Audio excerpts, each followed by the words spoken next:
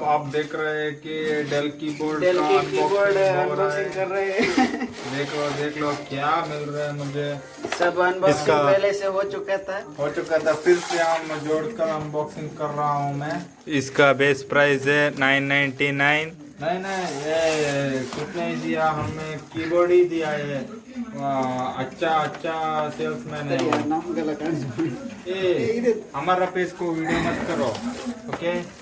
अंदर हाँ। से कुछ निकल नहीं रहा है। हम अलान वाकर की तरह है। ये पाड़ दिया कैसे पाड़ दिया बाबा, कैसे पाड़ ना कर रहा है। तोड़ फोड़ करना पड़ा। हाँ ये कीबोर्ड तो बहुत अच्छा है, अनबॉक्सिंग की हो रहा हुआ।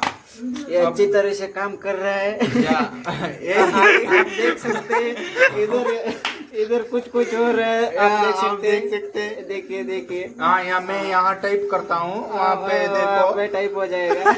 देखो ये देखो टाइप हो रहा है। ये अच्छा अच्छी तरह से चल तरह से रहा है। काम कर रहा है वो, ठीक है।